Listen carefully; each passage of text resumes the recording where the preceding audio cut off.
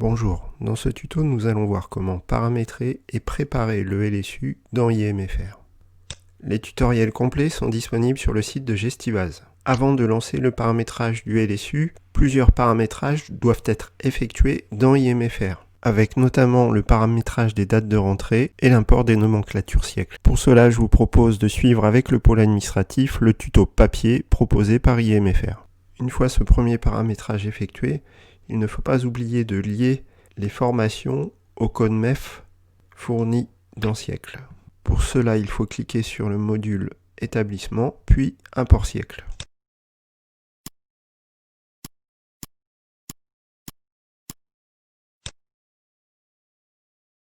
Il est toujours possible de gérer les bulletins et les appréciations en dehors des bilans périodiques du LSU, en saisissant les appréciations multipériodes ou les appréciations par bulletin.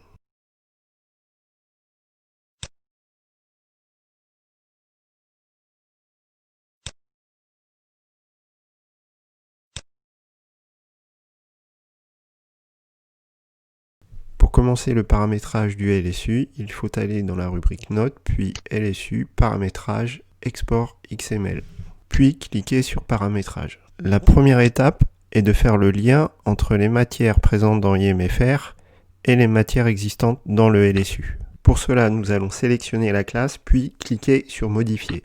Nous allons ensuite sélectionner la matière MFR que nous souhaitons associer à une matière LSU.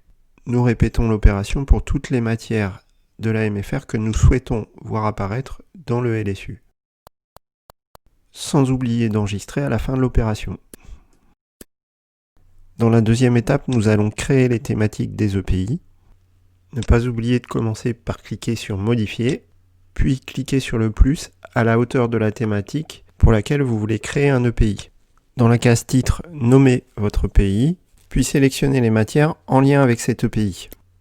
Ajoutez une description dans la case Observation, puis enregistrez vos modifications. Il faut ensuite renouveler l'opération pour l'ensemble des EPI à créer.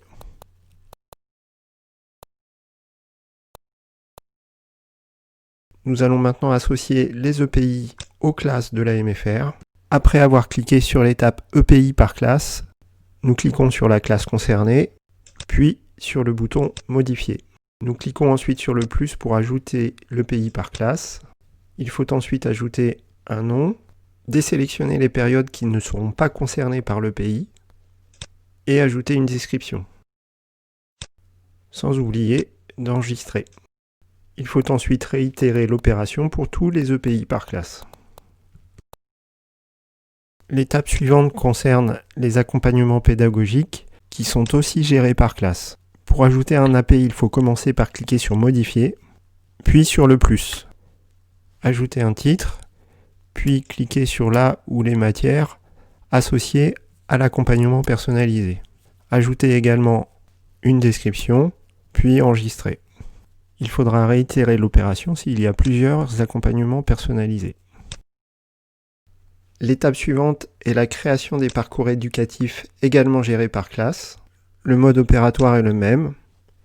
Cliquez sur Modifier, cliquez sur le plus pour ajouter un parcours, indiquez un nom, désélectionnez les périodes qui ne sont pas concernées, ajoutez une description et enregistrer. Il faudra réitérer l'opération pour tous les parcours. L'étape suivante est la liaison entre les éléments de positionnement du référentiel défini dans IMFR et ceux du LSU. Le positionnement référentiel a été défini auparavant dans l'outil de gestion du référentiel de IMFR.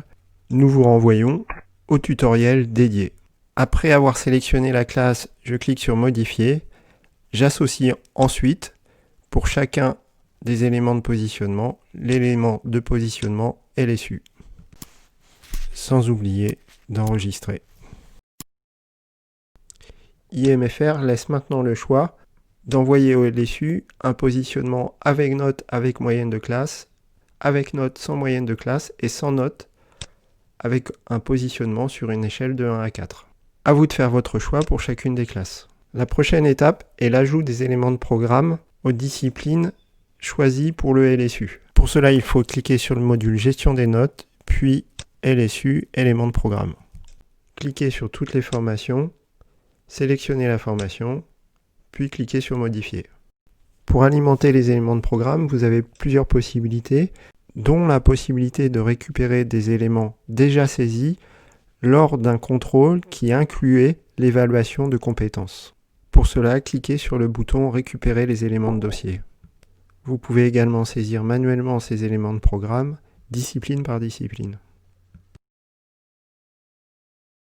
Vous pouvez éventuellement recopier ces éléments de programme d'une période à une autre. Et n'oubliez pas d'enregistrer une fois les modifications réalisées.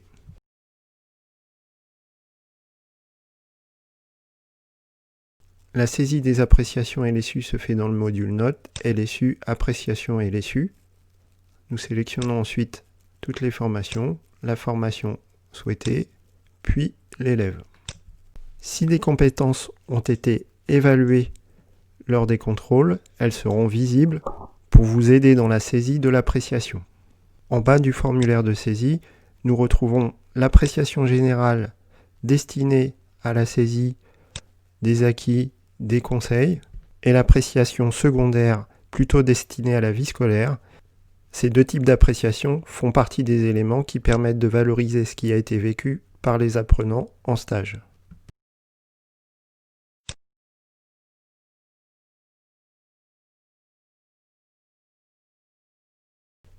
L'accès à la saisie des EPI, AP et parcours se fait toujours par le module Notes. Je clique sur toutes les formations, la formation souhaitée, puis l'élève. Je clique sur Modifier. Je peux alors saisir au même endroit les EPI, les parcours et les AP. Il est également possible de dupliquer une appréciation d'une période à une autre. Ne pas oublier d'enregistrer. Pour le bilan de fin de cycle à réaliser en fin d'année, rien ne change. Il faut sélectionner la promotion et ensuite évaluer la compétence pour chacun des domaines. Puis saisir les appréciations et réaliser l'export vers le LSU du bilan de fin de cycle. Se pose enfin la question de l'impression des bulletins. Il reste possible d'utiliser les bulletins traditionnels de IMFR qui reprennent les matières définies dans IMFR par la MFR. Concernant l'impression des bilans périodiques, il existe deux solutions. La possibilité d'éditer directement le bilan périodique à partir de IMFR ou alors de réaliser un export vers la plateforme LSU de l'éducation nationale et ensuite de pouvoir éditer les bilans périodiques à partir de cette plateforme. Pour éditer les bilans périodiques dans IMFR ou dans la plateforme LSU, il faudra avoir auparavant paramétré l'ensemble du LSU dans IMFR et s'assurer qu'il n'y a plus d'erreurs bloquantes. Avant d'imprimer ou d'exporter le LSU, nous revenons dans le module Notes, puis dans Paramétrage Export XML. Avant d'exporter le LSU, il y a maintenant une étape de vérification. Dans un premier temps, nous avons un tableau avec un aperçu du nombre de blocages par période. Après avoir sélectionné la classe, nous accédons à un tableau plus complet, par élève, où chaque erreur bloquante est affichée en rouge. Il ne sera pas possible d'exporter le LSU tout pendant que des cases rouges apparaîtront sur le tableau. Une fois ces erreurs levées, nous pouvons retourner dans l'exportation des données XML. Nous sélectionnons une période, puis nous avons accès à quelques paramètres, dont la possibilité d'éditer les annexes avec les compétences. Il s'agit ici d'éditer une annexe qui inclut toutes les compétences évaluées lors des évaluations.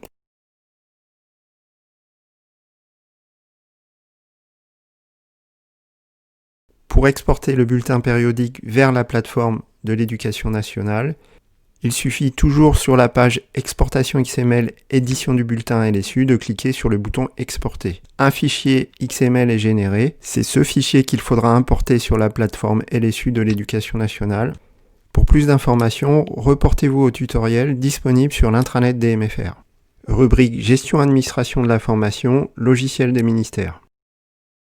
Pour plus de précisions sur la gestion du LSU dans IMFR, reportez-vous à la documentation complète disponible dans IMFR.